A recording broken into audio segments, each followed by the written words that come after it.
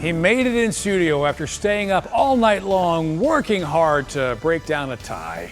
Our Cowboys insider, Ed Werder, after a game that was meh.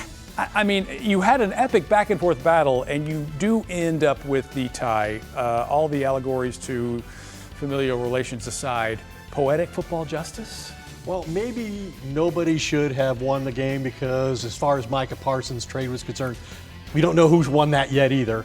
But yeah, I mean, I think going in the Cowboys locker room and talking to Jerry Jones outside the locker room certainly seemed like the Cowboys felt like they lost the game. And maybe that was because they had the lead at the end of regulation and in overtime and gave it up both times. They did, and it was such a weird ending to such a weird night. I want to talk about the Micah Parsons thing in a second, but first of all, let's get to your league-leading passer, the guy with the most passing yards through 4 games, Dak Prescott, without CeeDee Lamb against a very good Packers defense, and they played. He played out.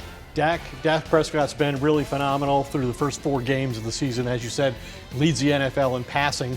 But this was a 22nd time in Dak's 10-year career that his offense has scored 40 points.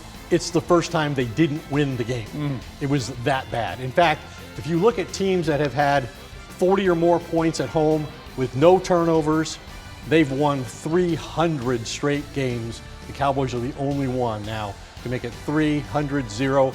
And it was against, like you said, the Packers defense that led the NFL in scoring defense. They're giving up fewer than 20 points to every team they play. Dak puts 40 on the board and still can't overcome his own defense, which is the worst defense in the NFL. Well, I tell you, I'm not sure which defense did look worse yesterday when you talk about what was expected of the Packers and what they did. We thought Micah Parsons might come in, have a huge game.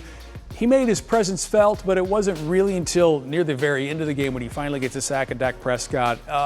What would you grade his performance?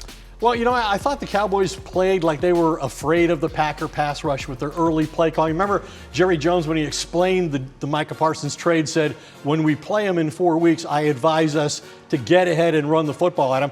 Well, the first play of the game, they did run the football at him. In fact, the first 3 plays that they had on offense were all running plays.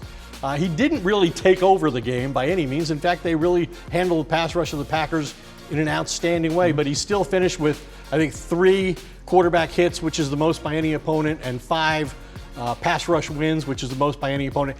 And he got technically the sack of Dak Prescott when he ran him down from behind inside the 5-yard line in overtime. Might have won the game, by the way, when it's all said and done. But Jerry Jones, kind of like he did before the broadcast, had nice things to say afterwards. All right, so you come into this game without CeeDee Lamb. No CD, no problem, really, because Dak Prescott had his highest passer rating of the year so far. And if you look at the box score, George Pickens with the 2nd most receiving yards in his career. He was stellar. Well, after Jerry did that, I walked down the hall with him as he went to the elevator to go back up to the owner's suite, and I said, nobody knows yet if you've won the Micah Parsons trade. I have my doubts about that, but you have won the George Pickens trade. And he said, I would agree with you on that, and here's why. I mean, this is an opportunity for Pickens, in the absence of CeeDee Lamb, to go back and prove his value as a number 1 receiver. He's in a contract year, so this is a huge opportunity for him, and he delivered on it in the first game. He's got 4 touchdowns in 4 games for the Cowboys. He only had 3 touchdowns in 14 games with the Steelers last year. He's never had back-to-back games with a touchdown catch. He's had a touchdown catch in 3 straight games for Dallas. So, and as Brian Schottenheimer said, hey, they couldn't figure out a way to cover him and win that matchup. And Dak Prescott said it was exactly what he expected. Yeah, Cowboys kind of didn't miss CD. Obviously, they would love to have him back, but he played very well. And they need that kind of play when you look at their next couple of games. They go on the road against the Panthers and the Jets.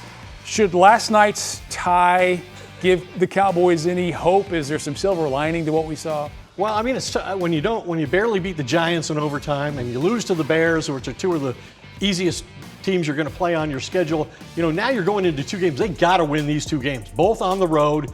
The Jets and Carolina are combined 1-6, and the Jets play tonight, so they're going back home and playing the Cowboys on a short week of preparation. So yeah, the Cowboys have to win those 2 games. Offensively, they're capable of anything, but defensively, you can't trust them at all. Well, hey, you know what? Give it to the Cowboys for making things interesting at least. Ed, as always, get some sleep, man. Let's try that. Stayed up all night long. And, of course, our chance to hear from you, our call-in show coming your way at 11:30 right after midday. You can join us and Tell us what you think of a tie. Is it worse than a loss? I don't think so. I'll be there along with Rebecca Lopez, Glenn Stretch Smith, and it's all coming your way at 11:30 right here.